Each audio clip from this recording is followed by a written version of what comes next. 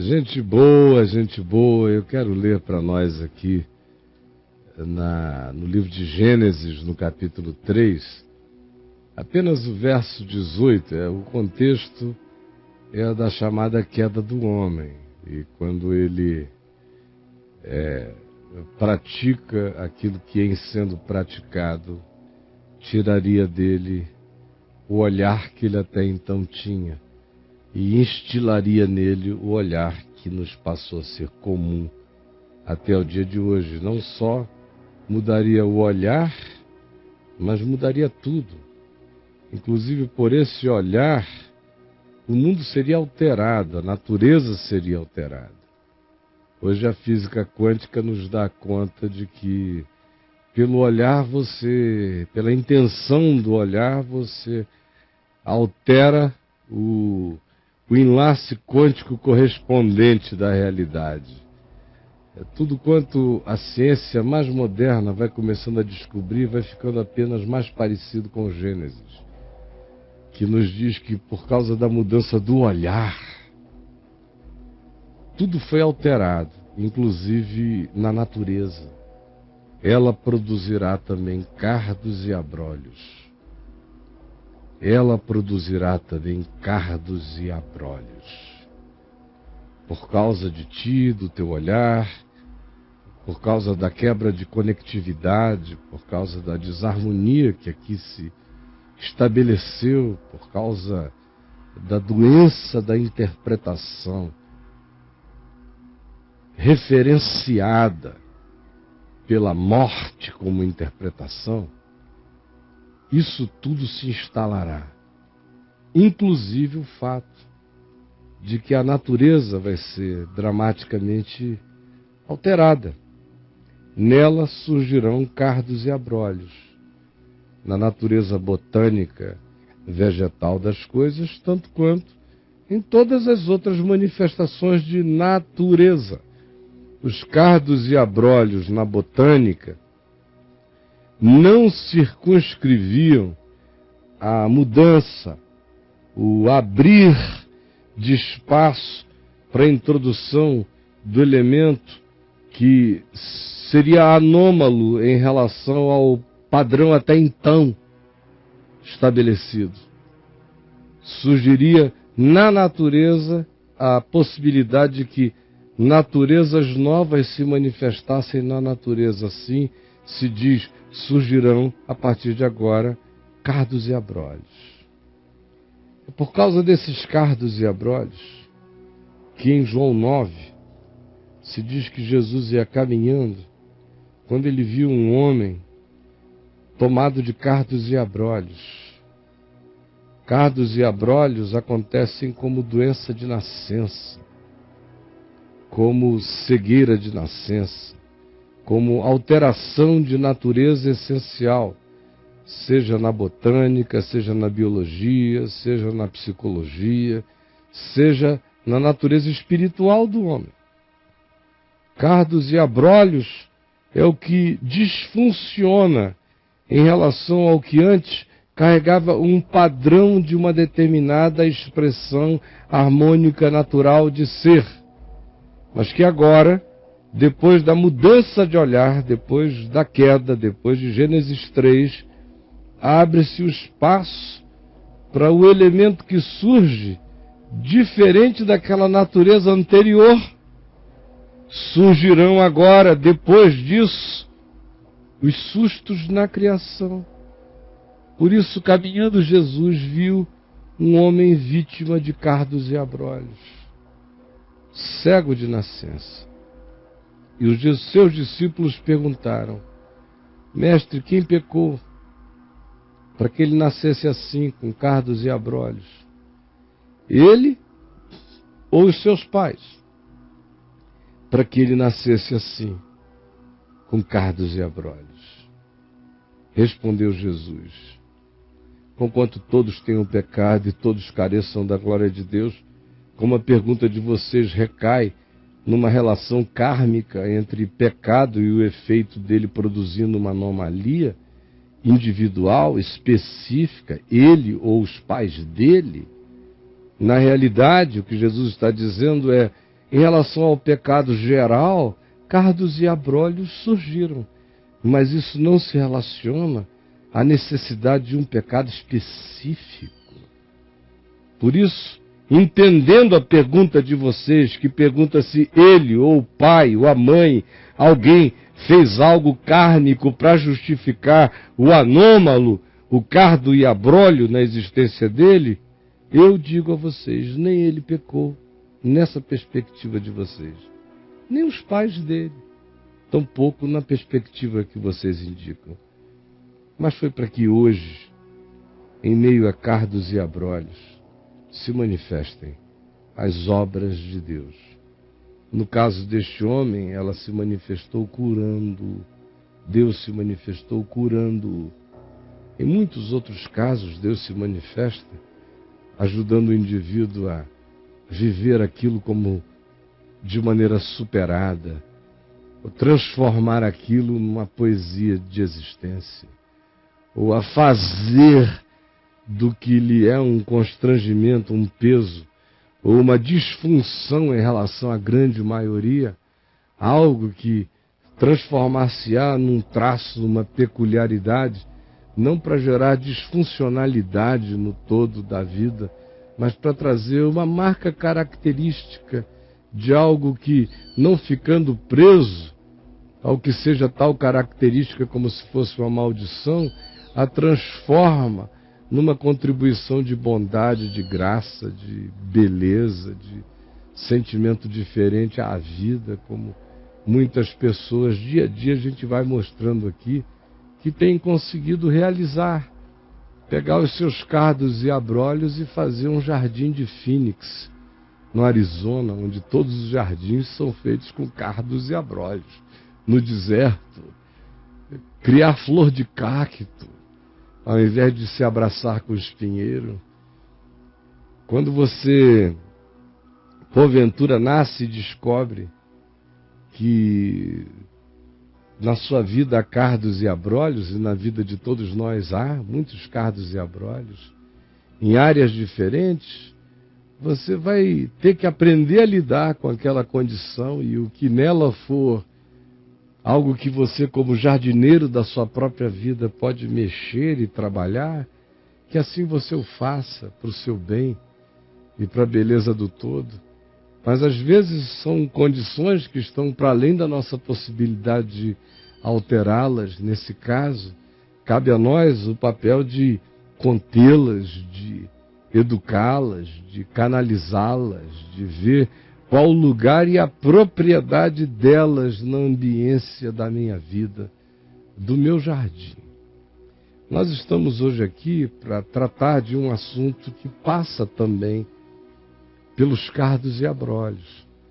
Na cabeça da maioria das pessoas que tem fé naquilo que a Escritura diz, que a Bíblia diz, a pergunta que surge, não por causa da Bíblia, mas muito mais por causa da pedagogia religiosa, é a pergunta que os apóstolos fizeram a Jesus subindo ao templo quando viram um indivíduo padecendo de cardos e abrolhos, padecendo de uma anomalia, de uma intervenção anômala na natureza básica, comum e pré-estabelecida e funcionalmente percebida por todas as pessoas no planeta. Então, a interpretação religiosa é que quem mais fornece essa pergunta, quem pecou? Este ou seus pais para que nascesse assim, para que vivesse isso? O que essa casa produziu? O que eles fizeram? Quando surgiu o advento da psicologia, especialmente pós-freudianamente falando, surgiram os elementos para criar uma associação que se tornou quase que kármica na cabeça de algumas pessoas entre disfunção de figuras parentais e necessariamente a produção de filhos gays ou de qualquer outra coisa assim. Depois de um tempo, com a evolução da ciência genética, começou a haver a suspeição antes de qualquer comprovação mas uma suspeição com um ar de suspeição dogmatizada, como certeza de que certamente se encontraria algum tipo de justificativa que explicasse, a partir do elemento genético, a disfunção da sexualidade humana, por exemplo, como se conseguiria explicar do cego de nascença.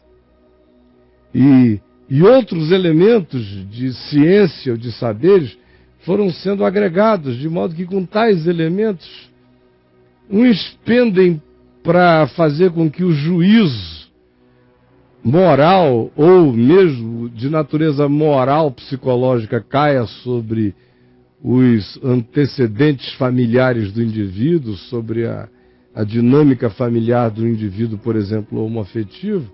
Outros, aqueles, por exemplo, que esposam o ponto de vista genético, já não trabalham, já caem numa irresponsabilidade quase que total em relação a perceber as psicodinâmicas condicionantes de um comportamento homoafetivo, ou os elementos traumáticos que podem produzir um comportamento homoafetivo ou homossexual.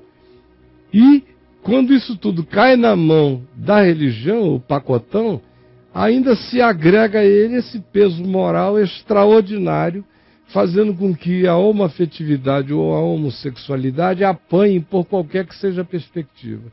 Pela perspectiva psicológica, o cara ou é vítima de um lar disfuncional, ou os pais se sentem culpados de serem figuras parentais disfuncionais que criaram aquele tipo de propensão, ou então, se a interpretação é genética, se diz: não há nada a fazer nem a de educar, eu nasci assim, vou viver assim, sempre geneticamente Gabriela, Gabrielo, seja lá o que o cara queira ser, ou entenda que seja, ou tenha lutado para não ser até então.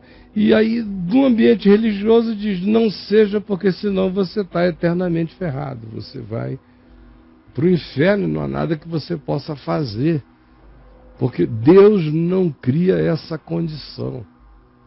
Deus não permite essa condição. Se essa condição surgir, foi o cara que quis, foi o sujeito que decidiu. Foi a falta de um exercício de vontade mais profunda quanto a coibir esse acontecimento no coração.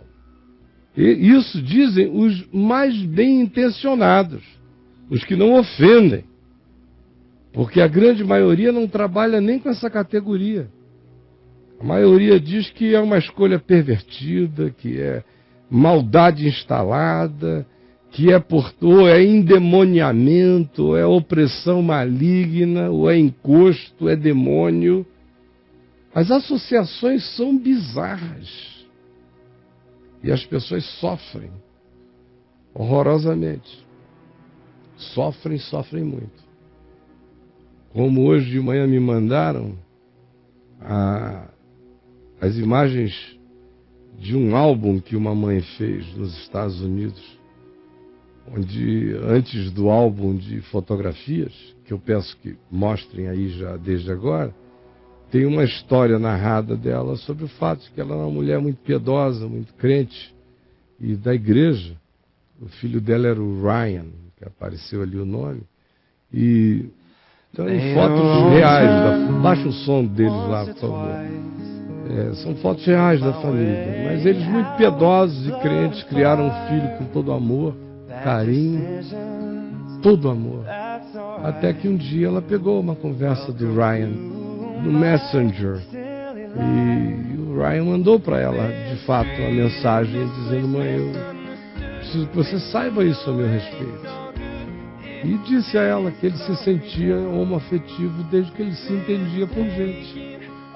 E que ele sabia que isso ia causar uma dor miserável neles, por tudo que eles diziam. Porque na casa deles a coisa era tão radical nessa área, que eles chegavam a dizer que preferiam que ele morresse do que se tornasse isso. Como em muitas casas. Como eu mesmo. Com 18 anos de idade, quando me converti, eu me lembro de mim orando numa vigília, lá em Manaus, com a mãe dos meus filhos, daquela que viria a ser a mãe dos meus filhos, orando muitas noites às sextas-feiras. E algumas vezes a gente disse: Senhor, se algum dos nossos filhos vier a se tornar homossexual, nós pedimos que tu o leves antes. E nós dizíamos isso com toda piedade diante de Deus, de modo que eu sei o que é fazer essa viagem. E eu não deixei de fazer essa viagem quando meu filho mais velho me disse que era homoafetivo, com 21 anos de idade. Não, isso já não era a minha viagem antes disso. Por isso ele teve muito mais liberdade e coragem de falar comigo, embora para nós dois tenha sido uma dor do tamanho do Everest, na altura e da profundidade das regiões mais abissais do Pacífico de outro lado. Só Deus sabe. Mas enfim, esse menino cresceu, o Ryan, nessa família que tentou amá-lo, mas não conseguiu amá-lo de todo, expressar esse amor, e ele, não aguentando, foi embora e sumiu de casa. Chega ao ponto que ele tenta o suicídio. E esse é todo o processo para tentar trazê-lo de volta do estado de morte, de coma, só para conviver com ele, só para tê-lo pelo menos respirando, já que enquanto ele estava absolutamente pleno e presente, peso da religião e dos rigores da religião foi mais forte do que a liberdade de amar que eles naturalmente teriam no coração. Até que em 2009 ele faleceu.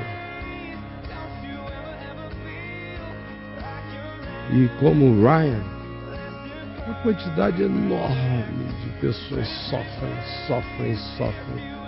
Porque essa é uma conversa que não se pode ter com ninguém, ou que se tem que esconder a respeito. Os pais não sabem como amar um filho nessa situação. Não sabem como ser jardineiros de um jardim aonde cresceu, na linguagem do Gênesis, um cardo e um abrolho, numa realidade tão linda quanto seu filho. Mas acontece. Não foi assim desde o princípio. Mas é uma das coisas que está dito, que aconteceu na natureza das coisas, depois que o olhar humano foi alterado. Isso gerou alterações no homem, a tal ponto que se diz gerou na natureza à volta, na natureza vegetal também, quanto mais na minha natureza animal, psíquica. As consequências são profundas na existência humana de todos os lados. Mas a gente não para de fazer a pergunta: quem pecou, este ou seus pais? Ou de julgar com uma veemência extraordinária. Por exemplo, um exemplo de julgamento: uma empresa querendo ser legal no anúncio do seu produto, dos seus laticínios, mostrando que ele é gostoso para a família toda, para famílias e para qualquer modo de família, fez esse anúncio. Mas esse anúncio gerou um problema danado, porque em algumas dessas manifestações de família está o projeto de família normal que a gente conhece: um homem, uma mulher e os filhos. Mas tem aí alguma expressão que já passou até uma anterior, onde tem dois homens cuidando de uma criança, como aí na porta. Então essa variação gerou um problema tão grande para a empresa que fez esse anúncio. Vocês imaginem o bombardeio, os bolsonaros de cartas, de e-mails que receberam, porque olha, o anúncio numa sociedade que carrega o espírito homogêneo da sociedade cristã, da igreja em si, todo anúncio publicitário que não carrega o padrão das coisas que a igreja defende, crê e louva, imediatamente é algo para ser objeto da raiva e do boicote geral, porque já se pensa que os nossos filhos vão nascer assim por causa da propaganda. A propaganda é que produz cardos e abrolhos. Então, conquanto a propaganda tem algum poder de diminuir o impacto na cabeça, de tornar menos chocante, de tornar quase natural para novas gerações essa possibilidade, mas ninguém que sendo heterossexual se torna homoafetivo por causa da propaganda do Honey Maid. Pode ter certeza disso. Fala-vos um hétero até debaixo d'água. Não tem propaganda que mude essa propensão. Mas o pessoal surta, e quanto mais se surta e mais veementes se tornam, mais ódios são criados, e quanto mais ódios são criados, mais repressões se avolumam, quanto mais repressões se avolumam, mais introjeções amedrontadas são criadas, mais o problema aumenta e mais as explosões são calamitosas quando vêm à tona. Mas o interessante foi a resposta que a empresa deu ao bombardeio de cartas que recebeu. A resposta foi essa. Agora, de 10 de março de 2014, a Honey Maid lançou essa propaganda aí, usando imagens daquela outra, e diz algumas pessoas não concordaram com a nossa mensagem, nos reprovaram, acharam que era disgusting, desgastante, o que a gente botou no ar, outras não. E aqui está a nossa resposta, com tudo que nós recebemos, todas as cartas, todos os e-mails, tudo que nos veio, nós estamos processando para dar uma resposta adequada. E a resposta que eles deram é essa agora aí. Mas olha, vamos pegar e processar tudo que vocês mandaram e transformar isso num pacote de amor, que é a melhor parte, é a única parte positiva de qualquer mensagem. Por favor, gente, ao invés de transformarmos isso em instrumentos de guerra e de batalha, até os gentios já entenderam que sem amor essa é uma questão que não aproveita para ninguém, que só destrói. E por que como filhos do Evangelho, a gente não pode chegar lá com muito mais consciência, com muito mais maturidade, vencermos completamente também a máscara? Para que vivermos com essas máscaras mentirosas para todo lado? Com essas camuflagens? Olha aí. Muita camuflagem. Quando o assunto é esse, é camuflagem de pais, camuflagem de filhos. É horroroso viver sob maquiagem. Está na hora, e eu espero que no dia de hoje, mais uma vez, como em milhares de outras vezes aqui no Papo de Graça, a gente passe o pano na cara e remova a camuflagem. Remova mesmo. E é dia de confissão mesmo do coração da gente. Tirar a camuflagem e dizer, olha, eu estou aqui, você tem chance, de modo anônimo, de escrever aqui no chat, como pai, como mãe, como um homo afetivo vivendo suas agonias.